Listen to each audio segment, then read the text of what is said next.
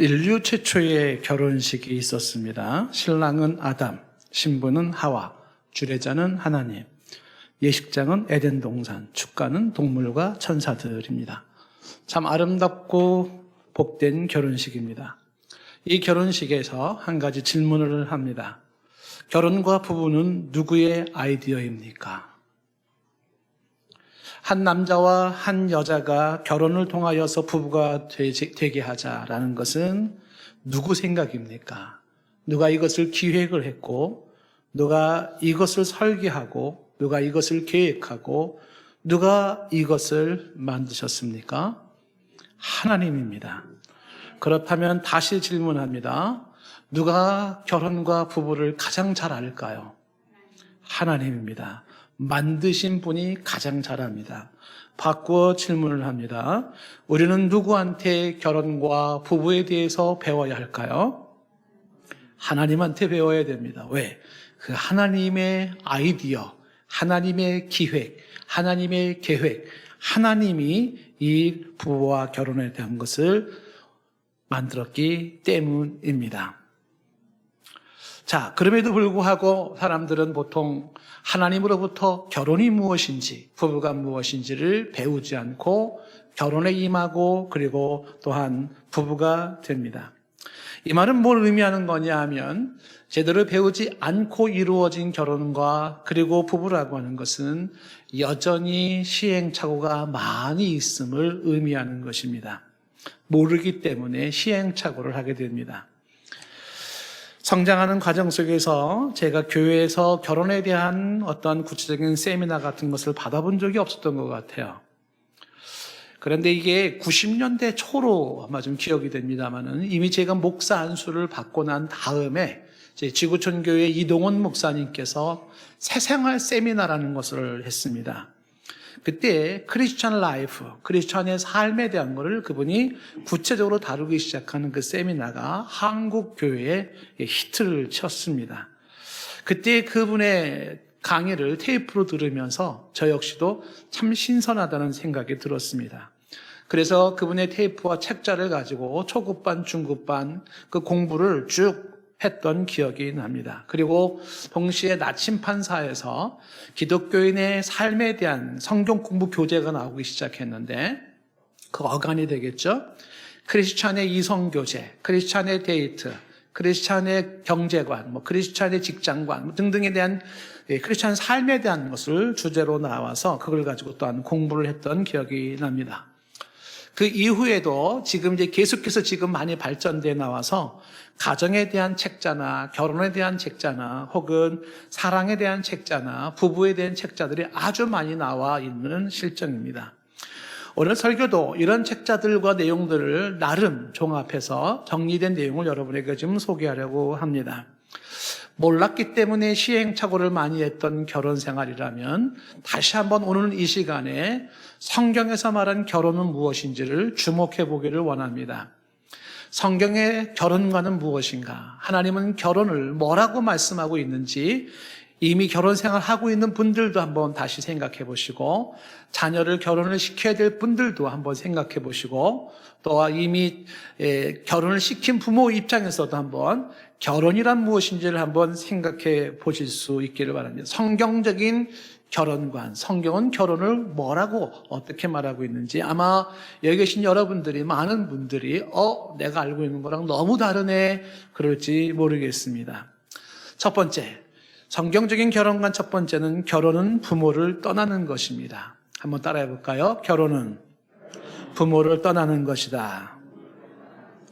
오늘 31절 말씀, 오늘 설교는 31절 말씀을 가지고 주로 설교를 하게 되는데 그러므로 사람이 부모를 떠나 이렇게 말을 하고 있습니다. 부모를 떠나. 이 부모를 떠난다는 말은 쉬운 말 같으면서도 어려운 말이고 그러면서도 매우 중요한 말입니다. 저는 많은 부부가 부모를 떠나지 못했기 때문에 부부 사이에 어려움을 겪는 경우를 종종 봅니다. 부모는 자식을 떠나보내지 못했기 때문에 그래서 부부 사이가 힘들어지는 경우를 종종 봅니다. 모든 경우가 다 그렇지는 않겠지만은 부부 사이의 갈등의 그 원인 복판에는 부모가 들어 있습니다. 부모가 들어 있습니다. 떠나지 못하고 떠나보내지 못한 상태에서 이루어지는 부부 사이의 갈등을 예의주시하셔야 됩니다. 성경은 왜 결혼을 이야기하면서 결혼은 부모를 떠나는 것이라고 했을까요? 창세기 2장 24절 인류 최초의 결혼식에서 하나님은 아담에게 말을 했습니다. 이러므로 남자가 부모를 떠나 그의 아내와 합하여 둘이 한 몸을 이룰지로다. 이게 결혼이다라고 말씀을 합니다.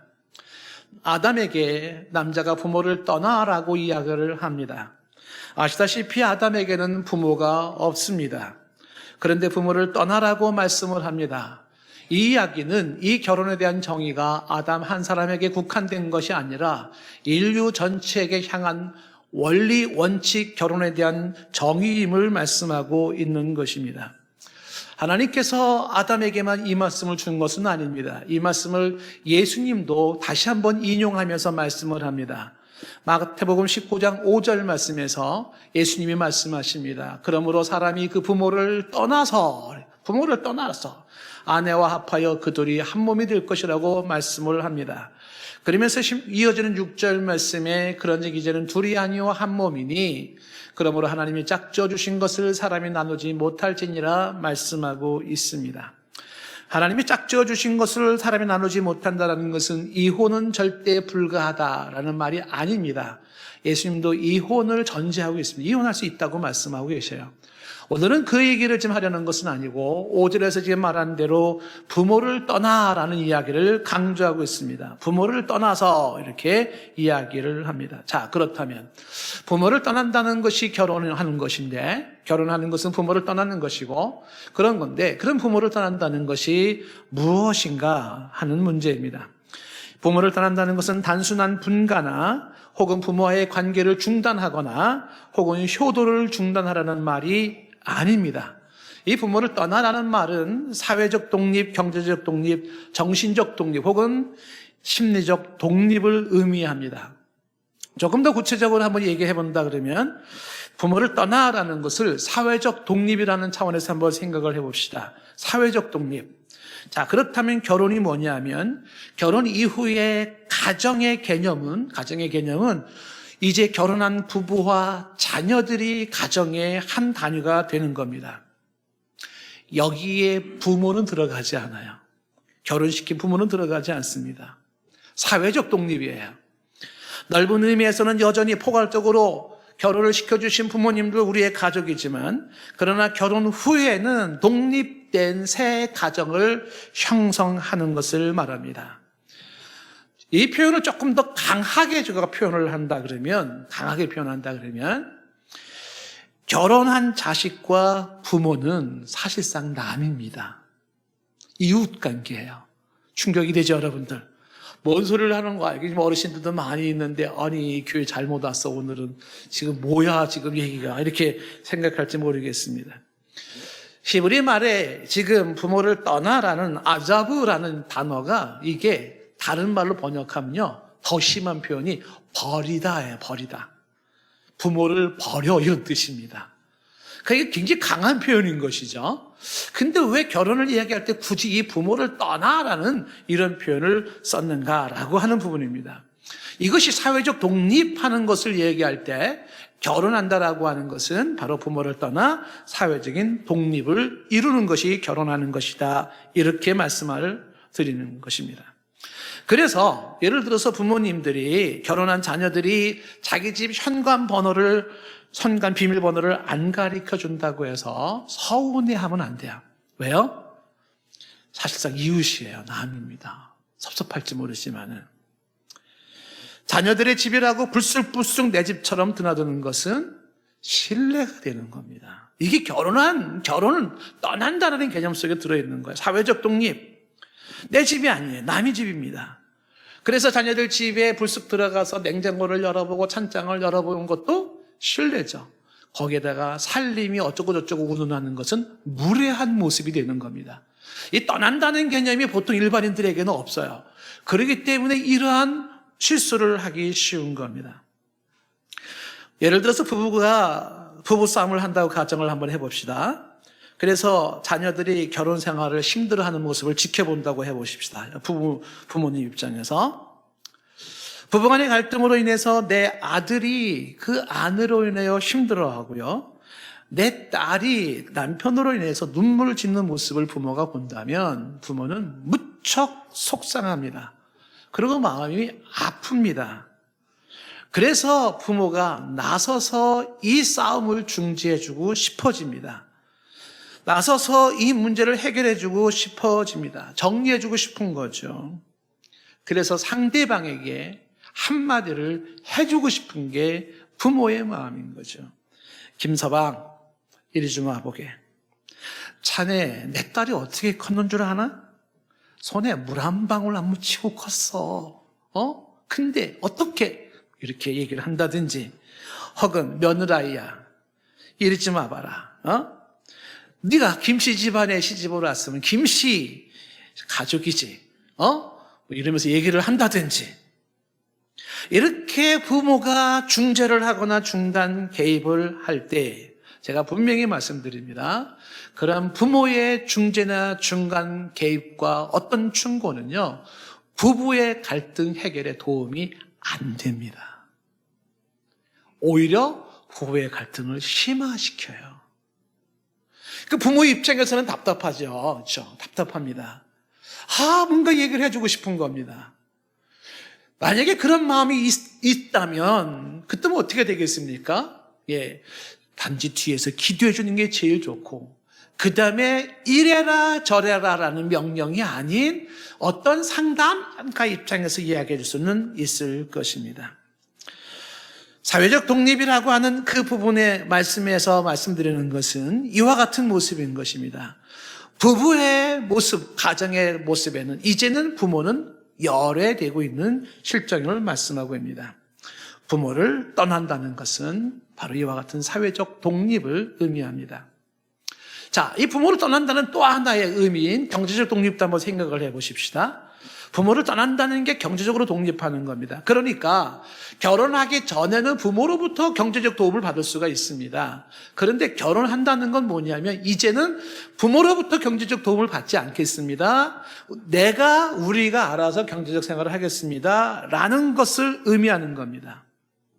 그래서 부모도 자녀를 결혼시키면서 떠나보낸다는 것은 자녀들에게 경제적인 도움을 주지 않는 겁니다. 경제적으로 부부가 어려워할 때 부모는요, 그냥 내버려 두는 게 잘하는 것이라는 이야기입니다. 만약에 그럼에도 불구하고 행여나 자녀들로 이 부득이하게 경제적인 도움을 줘야 되는 상황이 있다면, 그리고 자녀가 부모로부터 경제적인 도움을 받는다면 자녀는 부모님한테 이 경제적인 도움을 받았어 라고 말하지 말아야 됩니다.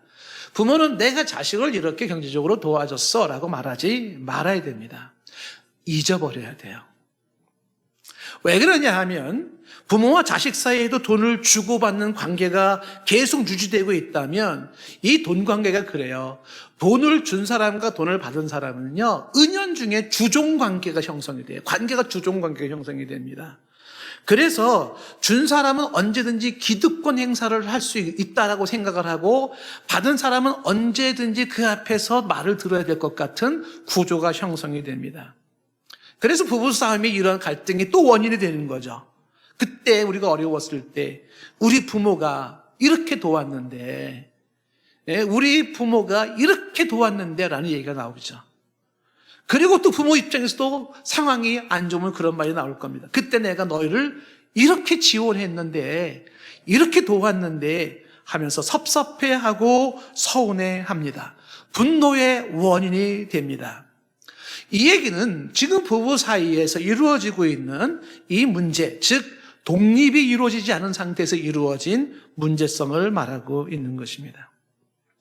부모로부터 경제적 도움을 받지 않는 것, 독립하는 것이 이게 결혼하는 거예요.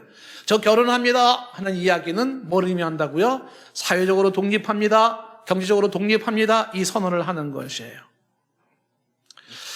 자, 그러면서 또 하나 한번 또 생각을 한번 해볼까요? 힘든 게 뭐냐면 결혼이 부모를 떠나는 것이라고 얘기를 하는데, 그 부모를 떠난다는 게 정신적인 독립, 심리적인 독립이에요. 이게 굉장히 힘듭니다. 잘 안 되는 겁니다.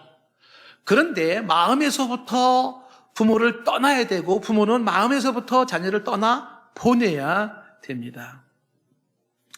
자, 어떤 신랑이 자기 아내한테 이렇게 이야기를 합니다.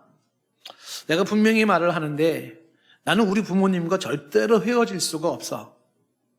차라리 너랑 헤어지면 헤어졌지. 나는 우리 부모님과 함께 영원히 살 거야. 이런 아들이 있다고 한번 가정을 해봅시다. 결혼을 하는데 어떤 특수한 사연이 있어서 그럴지는 모르지만 그것은 결혼을 모르는 겁니다. 결혼은 뭐라고요? 부모를 떠나는 거거든요. 결혼한다는 건 부모를 떠난다는 걸 의미하는 겁니다. 특히 정신적으로 심리적으로 떠나는 겁니다. 어떤 아들은 결혼 후에도 집안일을 어머니와 상의한다고 합니다. 아내의 말은 잘 안 듣고 어머니 말을 잘 듣습니다. 그건 결혼에 대한 이해가 아직 없는 겁니다. 부부에게 의논 대상자는 부모님이 아니라 배우자인 거예요. 이게 결혼하는 겁니다. 부모를 떠난다는 것은 삶의 중심이 부모가 아니라 배우자가 되는 것을 말을 합니다. 어느 시어머니가 아들 집에 방문했다가 며느리와 다투었습니다. 며느리는 자기 아들을 사립학교에 입학시키고자 하는데 시어머니는 그것이 못마땅했습니다. 며느리는 자기 아들을 그래도 좀 좋은 교육을 받게 하고 싶었습니다. 그런데 시어머니는 당신의 아들이 뼈 빠지게 고생해서 번 돈을 왜 그렇게 낭비하느냐고 그렇게 몰아세웠던 것입니다. 시어머니 입장에서는 내 아들이 소중하고 이 며느리 입장에서는 또 그 아들이 소중한 모습에서 의견 충돌이 생긴 겁니다. 시어머니가 이 문제를 가지고 그 손주의 교육 문제를 가지고 며느라이와 이런 다툼이 이루어졌다라고 하는 것은 시어머니가 아직도 아들을 떠나보내지 못했다는 거예요. 떠나보내지 못한 겁니다. 남의 의식이 아니에요. 남. 이제는 너는 이웃관계라고 하는 내 마음에서부터 자식을 떠나보내야 되는 떠나보내지 못한 겁니다. 그러다 보니까 이렇게 갈등의 원인이 되는 겁니다. 조금 잔인한 말처럼 들릴지 모르겠지만 결혼한 아들은 내 아들이 이제 아니에요. 결혼한 딸은 이제 내 딸이 아닙니다. 내 딸이 아니에요. 결혼한 아들은 그냥 어떤 한 여자의 남편인 거예요. 결혼한 딸은 이제 내 딸이 아니라 어떤 한 남자의 그냥 아내가 된 겁니다. 그래서 아들에 대한 권리를 그 며느리에게 넘겨줘야 되고 딸에 대한 권리를 그 사위에게 넘겨주는 거예요. 이게 떠나는 겁니다. 정서적으로 혹은 이 심리적으로 정신적으로 떠나는 것이 필요합니다. 어머니들 입장에서 혹은 아버지 입장에서는 이런 이야기들이 무척 섭섭하게 들릴 수도 있습니다. 왠지 부모의 인연을 끊으라는 말 같고 혹은 정을 끊으라는 말로 들리기가 쉽습니다. 그렇죠? 그런데 그 끊는다는 말이 사실은 섭섭하게 들릴지 모르지만은 그런 유사한 뉘앙스를 지금 가지고 있는 거예요. 아들과 딸을 그동안 먹을 것 안 먹고 그렇게 키웠습니다. 입을 거 안 입고 그렇게 키웠습니다. 정말 눈물 겹도록 뼈 빠지게 고생해서 자식을 그렇게 키웠습니다. 그래서 결혼을 시킵니다. 거기까지인 거예요, 부모는. 그 다음에는 뒤로 빠져야 되는 겁니다. 부모의 도리는 뭐냐면 뼈 빠지게 자식을 그렇게 키워놓고 뒤로 빠지는 겁니다. 그러면 내 자식들은 어떻게 해요? 똑같아요. 그 자식들도 뼈 빠지게 자식도 키우고 뒤로 빠지는 겁니다.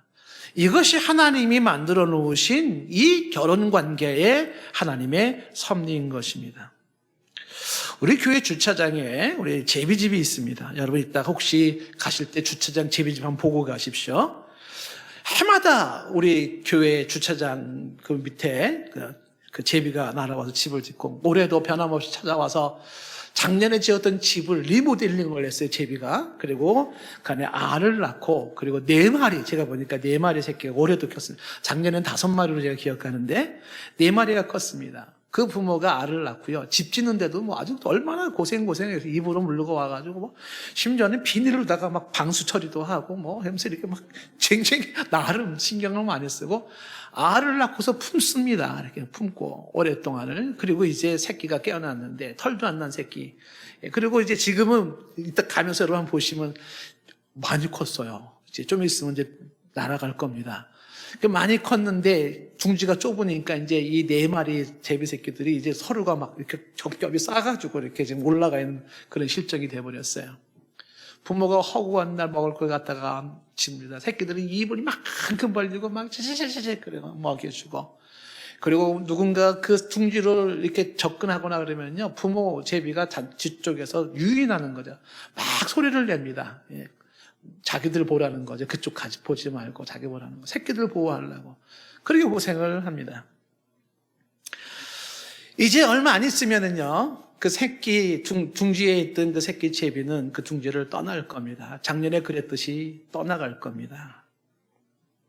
그렇게 둥지를 떠나는 새끼 제비들은 이제는 부모가 먹여주는, 그리고 먹어주는 대로 먹는 제비가 아니라 독립한 그들의 삶을 살아가는 겁니다.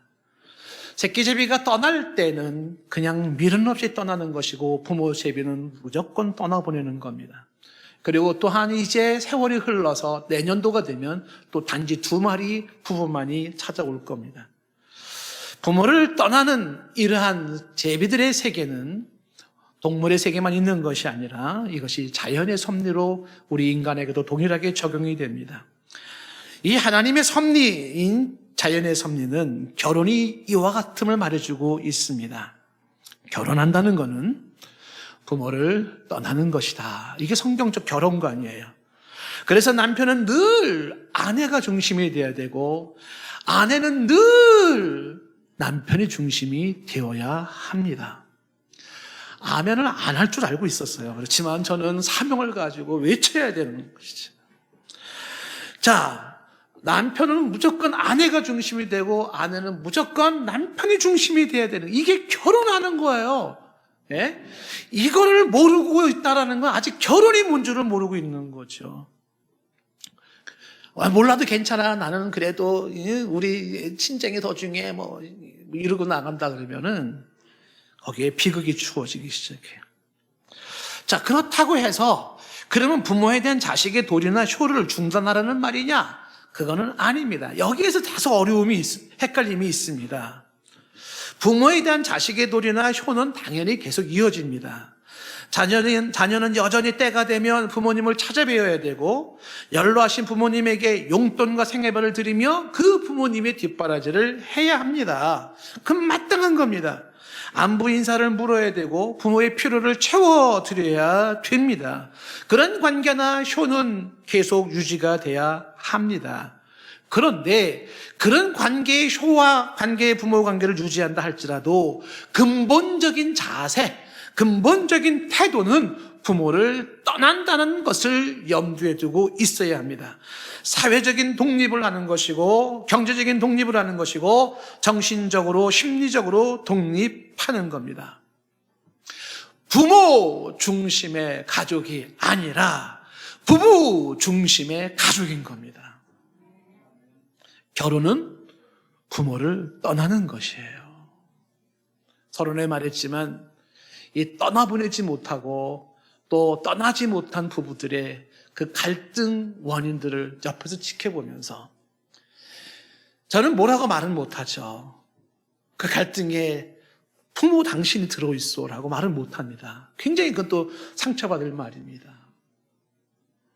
하지만 이 부부의 모습 속에는 바로 결혼한다는 건 떠난다는 개념이 있다는 거. 여전히 우리 한국 정서에서는 이게 어려울지 모르겠지만 쉽고 또 쉽고 생각하고 또 생각해 볼 필요가 있습니다. 자, 그 다음에 오늘 말씀에서 결혼이란 무엇인가, 부모를 떠나는 것과 함께 두 번째 얘기하는 것은 뭐냐면 둘이 하나가 되는 게 결혼입니다. 둘이 하나가 되는 것. 지금 5장 31절 다시 보시면 사람이 부모를 떠나라고 되어 있죠. 그 다음에 그 아내와 합하여라고 되어 있습니다. 합하라. 아내와 합하라라고 합니다. 이게 창세기 2장 24절 다시 말씀 들어가면 부모를 떠나 그 아내와 합하여 이렇게 합하여 이렇게 말하고 있습니다. 이 합하다라는 단어가 의미가 굉장히 의미심장한 단어를 쓰고 있는 게 무슨 뜻이냐면 두 개의 종이를 강력본드로 붙여라 이거예요. 결혼한다라고 하는 것은 이제 뭘 말하는 거냐면 너와 나 남녀가 어떻게 해요? 하나로 강력본드로 붙여진 존재임을 말하고 있는 겁니다. 이게 하나라는 것을 이야기하고 있는 거예요. 그래서 결혼한 부부는 둘이 아니라 하나입니다. 1 더하기 1은 1인 거예요. 이게 부부입니다. 둘이 아니라 하나입니다. 그래서 결혼 사이에서는 이제 둘이 하나가 됐기 때문에 이 둘 사이에서는 가해자, 피해자가 존재하지 않는 거예요. 모두가 가해자고 모두가 피해자예요. 왜? 붙어 있기 때문에 그런 겁니다. 이기면 같이 이기고 지면 같이 지는 거예요. 행복하면 같이 행복해지고 불행하면 같이 불행해지는 겁니다. 흥하면 같이 흥하는 거고 망하면 같이 망하는 거예요. 왜? 이게 하나이기 때문에. 이게 결혼하는 겁니다. 그래서 행여나 헤어져야 된다 그러면 결혼한 사람이 헤어진다라고 하는 것은 원래의 상태로 돌아가지 않아요. 단지 찢어진 두 개의 종으로 돌아갈 뿐입니다. 이게 결혼의 신비예요, 신비. 이따가도 신비라는 표현이 나오지만은 그래서 이 결혼한다라고 하는 것은 뭐냐면 이제는 둘이 아니라 하나다라는 것을 말해주는 거예요. 결혼은 하나를 말하는 거다. 그거를 합하여라는 단어로 쓰는 겁니다. 자, 그런데 여기에 부부의 고민이 생기는 겁니다. 무슨 고민이 생깁니까? 결혼식 했습니다. 신랑 입장, 신부 입장, 딴딴딴딴 해서 결혼했습니다. 그 순간에 우리는 이제부터는 뭐다? 이제는 둘이 아니라 하나야 라는 선언을 했어요. 그리고 하나가 된 겁니다. 그 순간에. 근데 문제는 뭐라고요? 그 하나됨을 지키는 게 어렵다라는 거예요. 두 개의 손이 있어서 깍지를 꼈어요. 깍지를 이렇게. 그래서 이제는 하나의 모습이 됐어요. 이 깍지 낀 두 손 사이에는 그 누구도 들어올 수가 없어요. 부부는 두 개의 손이 깍지가 낀 하나의 손이 되어져서 이 깍지 낀 이 속에는 부모도 들어오면 안 되고 자식도 들어오면 안 돼요. 금오도 들어오면 안 됩니다. 왜? 하나야. 벌어질 수 없는 하나의 모습인 것입니다. 그런데 이 하나됨을 지켜나가기에는 자꾸만 부서지고 나눠지게 만드는 요인들이 많다는 것입니다. 그래서 하나 되기는 쉬워도 하나됨을 지켜나가는 게 어렵다라는 거예요. 그래서 이 결혼 생활이라고 하는 부분이 힘겨움이 바로 여기에 있는 것입니다. 보통 사람들이 결혼을 한다 그러면은 결혼식만 생각을 보통 하는 경향이 있습니다. 우리 젊은 친구들한테 결혼하는 사람들한테 제가 종종 묻습니다. 그래, 결혼 준비는 잘 되고 있어? 그러면 대부분이 잘 되고 있습니다. 결혼식장은 저기 뭐 신도림 어딜 정했고요. 그리고 뭐 이제 뭐 집도 어디 좀 정했고요. 뭐 혼수는 뭐 이렇게 저렇게 하기로 했고요. 뭐 부모님 뭐 상견례 다 했고요. 결혼 준비를 결혼식 준비로 생각을 합니다. 결혼식 준비도 만만치 않죠. 뭐 돈도 많이 들어가고요. 뭐 양가 부모님들을 다 충족시켜야 되고 사돈의 팔촌까지도 막 신경 써야 되기 때문에 보통 힘든 게 아니에요. 그래서 결혼식을 하게 되면 결혼식 전날에는 신랑 신부가 다 도망가고 싶어진대요.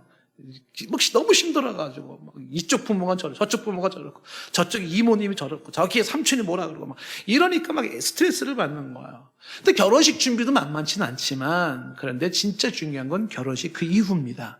그러니까 결혼식은 끝이 아니라 시작인 거거든요. 그런데 보통 우리가 영화를 보거나 소설을 보면 결혼식이 항상 끝입니다. 막 지주고 볶다가 결혼식을 딱 하는 것으로 영화는 끝나버리는 거죠. 그런데 실제는 그 이후부터가 실제인 거거든요.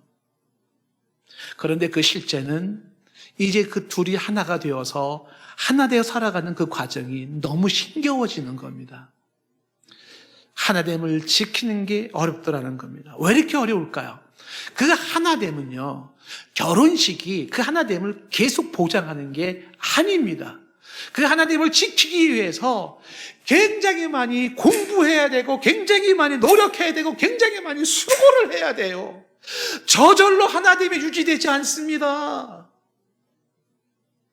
공부 많이 해야 돼요.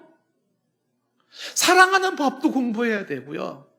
남자란 무엇인가 공부해야 되고, 여자란 무엇인가 공부해야 되고, 사랑이란 무엇인가, 가정이란 무엇인가, 부부란 무엇인가, 자녀란 무엇인가, 공부를 해야 돼요. 공부를. 몰라서 안 되는 거예요. 몰라서. 마음은 천사입니다. 근데 나타나는 모습은 악마예요. 몰라서. 마음만 가지고 되는 게 아닙니다. 여러분들 부부가 결혼을 했지 않습니까? 근데 아내가 쓰는 언어와 남편이 쓰는 언어가 다른 거 아시죠? 남편이나 아내는 각각 자기만의 암호를 담은 언어를 쓰고 있습니다. 자기만의 암호를 담고 있어요. 근데 그 암호를 부부가 해독하는 법을 배워야 됩니다. 그런데 이 남편이 아내가 쓰고 있는 언어의 그 암호를 해독하고 남편이 쓰고 있는 언어의 암호를 아내가 해독하는데 제가 보기에는요 40년, 50년이 걸려도 해독이 다 안 되는 것 같아요. 아니 똑같은 조선말 쓰는데 뭐가 그렇게 어려워? 굉장히 어렵습니다. 언어가. 예. 자, 한번 예를 한번 들어보겠습니다. 한번 여러분들은 어떤가 한번 보세요. 제 얘기가 아니고 지금 이제 이 가정사역자들의 이야기라는 거를 말씀을 드립니다. 부부지간에 갈등이 생기잖아요. 그러면 남자들이 선택하는 거는 뭐냐면 침묵 모드예요. 갈등이 생기면 남자들은 입을 다뭅니다. 말을 안 합니다. 그 남자의 침묵은 뭘 말하고 있는 거냐면 우리 그만 싸우고 잘 지내자 이 메시지를 담고 있는 거예요. 그림을 담고 있어요. 남자들의 세계는 참 이상해요. 남자는 아무 말도 하지 않고 아무 행동을 하지 않아도 관계가 유지가 됩니다. 그냥 같이 있어만 줘도 우정은 두터워져요. 이게 남자들의 세계예요. 그런데 이게 여성들은 이해가 안 되는 겁니다. 어떻게 함께 있으면서 아무 말도 안 할 수가 있냐.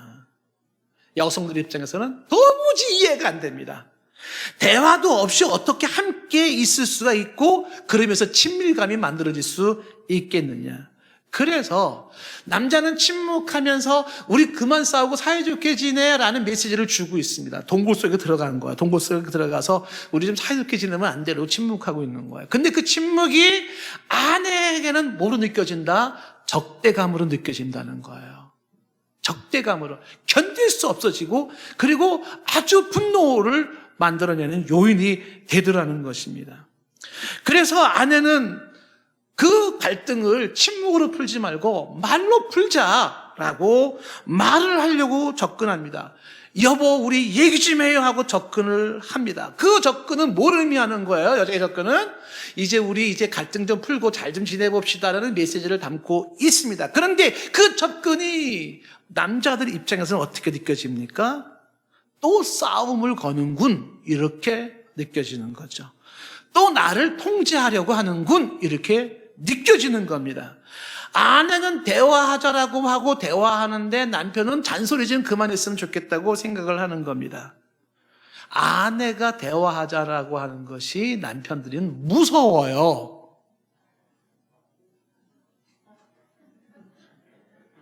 그래서 남자들은 대화를 안 했으면 좋겠어요. 대화 안 하는 그 남자는 왠지 마음이 떠난 것 같은 거예요. 근데 이거를 연구한 게 있습니다. 연구했어요. 예?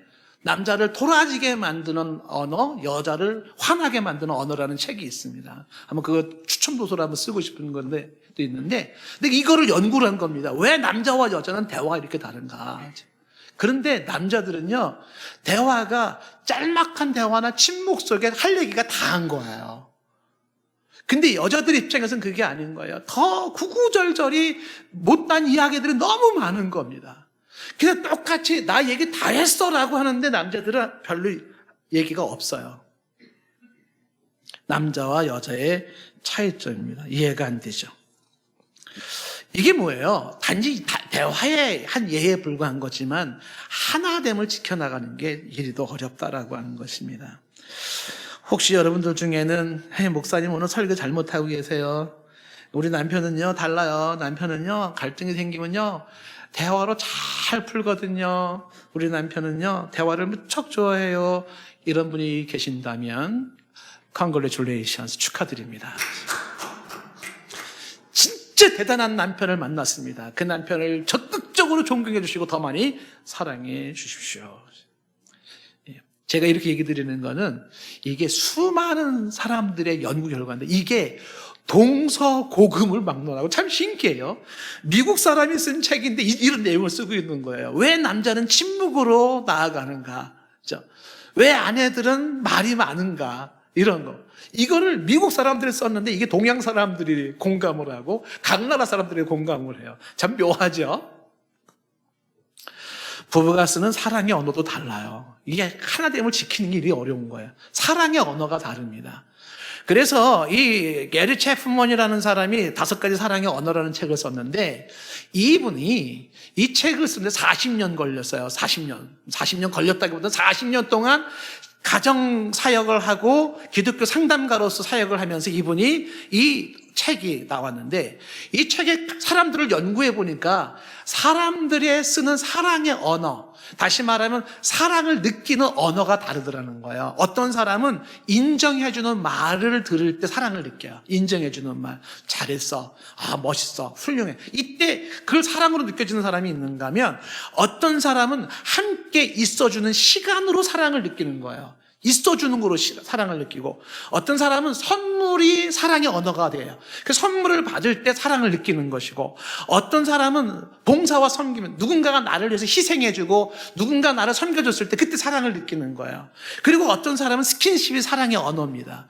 근데 이 사랑의 언어가 달랐을 때는요, 나는 사랑을 줬어요. 근데 상대는 사랑을 느끼지 못해요. 이유는 사랑의 언어가 다르기 때문에 그러는 거죠. 여러분들의 배우자의 사랑의 언어를 파악하셨습니까? 예를 들면은 이 사람이 부부지간에 같이 있을 때 한 사람은, 어떤 사람은 선물을 받는 게 사랑의 언어예요. 그 사람은요, 선물을 줄 때 선물을 받는 사랑을 느끼는 거야. 근데 그 사람한테 선물을 주지도 않고 당신은 훌륭해, 당신은 멋있어, 당신은 잘하고 있어 이러면 상대방은요 사랑을 못 느낍니다. 그 사람한테는요 선물을 줘야 돼요. 사랑의 언어로. 반대로 인정받는 말이 사랑의 언어인 사람에게는요 선물을 아무리 갖다 줘봤자 사랑을 못 느껴요. 그 사람은 인정해주는 말을 들을 때 사랑을 느끼는 거예요. 상대방의 사랑의 언어를 파악해서 거기에 맞는 사랑이 표현되어질 때 상대는 사랑을 느끼는 거거든요. 근데 그게 안 될 경우에는요 서로가 사랑한다고 하지만 사랑이 이루어지지 않는다는 겁니다. 하나됨을 힘써 지키는 게 어려워요, 쉬워요? 어려워요. 오늘 설교 말씀 듣고 어렵네 그러고 가는 게 정상일 겁니다. 결혼해서 합하여라고 하는 것은 하나가 되라라는 뜻인데 이미 하나가 되었고 하나됨을 지켜나가는 것입니다. 그래서 그 하나됨을 지켜나가기 위해서는 저절로 되지 않으니까 더 열심히 공부해야 되고 더 열심히 노력해야 되고 더 열심히 수고해야지만이 하나됨이 삐걱거리지 않고 유지된다는 것입니다. 자, 하나 더. 오늘 말씀에서 결혼을 이야기할 때 지금 2가지 얘기했죠. 부모를 떠나라, 하나가 된다. 3번째는요, 결혼을 얘기할 때 오늘 말씀에서 31절에 뭐라고 말했냐면 끝부분에 그 둘이 한 육체가 될지니라 말하고 있습니다. 결혼은 부부가 한 몸이 되는 건데 이 한 몸이 된다는 게 뭘 의미하는 거냐 하는 거예요. 그것이 창세기 2장 24절에서도 둘이 한 몸을 이룰지라 이렇게 말하고 있지 않습니까? 그 한 몸을 이룬다라는 것이 여러 해석이 있지만 부부간의 성생활을 말하고 있는 거예요. 부부지간의 성생활은 하나님이 부부에게 주신 특권인 겁니다. 부부지간의 특권이에요. 이 부부지간의 성경적 개념으로 부부지간의 성생활을 대신할 사람이 없고 대리자는 존재하지 않아요. 성경적입니다. 그래서 오직 부부지간의 성적인 만족이 있어야 한다는 겁니다. 그런데 이게 어렵더라는 거예요. 왜 어렵냐? 에머슨 에거리치가 그 사랑과 존경이라는 책에서도 말씀하고 있지만 보세요. 왜 어려운지. 아내는 성적인 하나됨을 위해서 먼저 친밀감이 있어야 된다고 본다는 겁니다. 그런데 남편은 친밀감을 위해서 먼저 성적으로 하나가 되어야 한다는 거예요. 견해가 다른 거예요. 내가 옳고 넌 틀렸어 이렇게 말할 수 없어요. 아내는 성적인 하나를 위해서 먼저 친밀감이 있어야 되고 남자는 성적인 하나됨이 육체적인 하나됨이 친밀감으로 나아간다는 겁니다. 아내는 정서적 필요가 성적 필요보다 우선하고 남편은 성적 필요가 정서적 필요보다 우선한다는 사실입니다. 남자와 여자의 차이인 거예요. 네가 옳다 내가 옳다고 말을 못합니다. 이런 상태에서 남편은 아내에게 성적으로 거부당할 때 자신이 무척 비참해진다는 사실을 여성들은 기억하셔야 됩니다. 무척 비참해져요. 보통이 아닙니다. 그리고 자신이 기본적으로 갖고 싶은 존경의 욕구가 짓눌러진 상태에서 그 아내에 대한 사랑이 더 식어지고 쌀쌀해지기 시작합니다. 아내는 그런 남편이 유치하다고 말할지 모르지만 어쩔 수 없는 현실인 것입니다. 이것은 여성도 마찬가지일 수 있어요. 성적인 것을 거부당했을 때 느껴지는 비참함이라는 게 있습니다. 그때 사람은요, 더 마음이 멀어지는 것입니다. 아내에게 정서적 만족이 필요하듯이 남편에게는 성적인 만족이 필요하다. 에머스 에거리치가 강조하는 내용 아닙니까?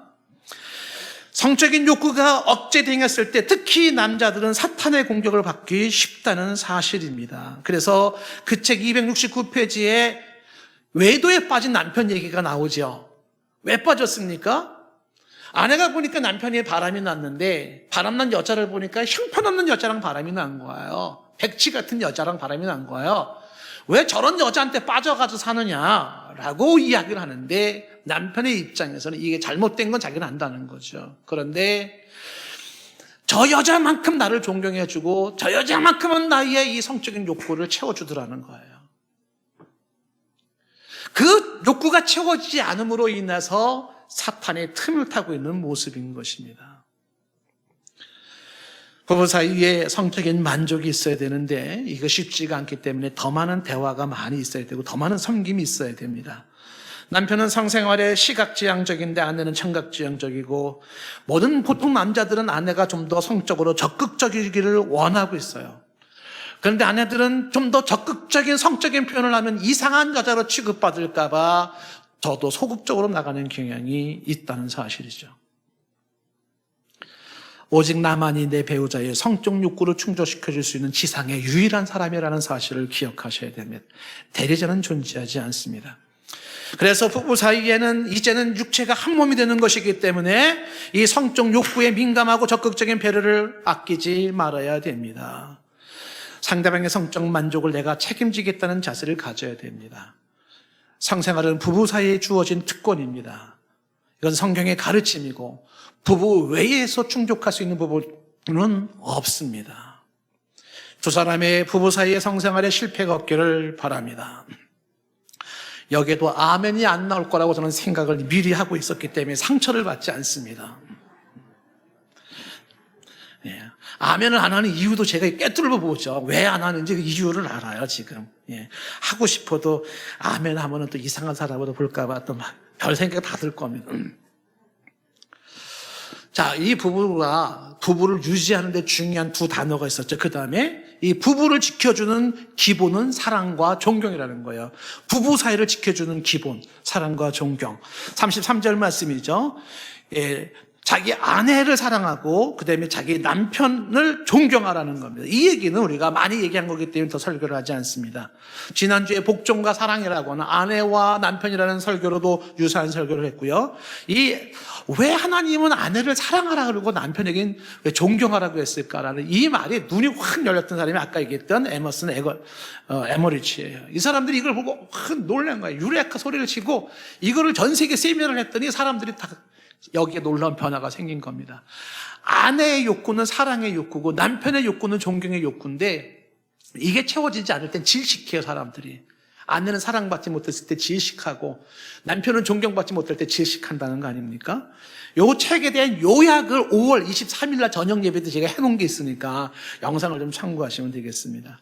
자, 오늘 32절 말씀을 한번 보겠어요. 32절 말씀에 이 비밀이 크다는 말을 하죠.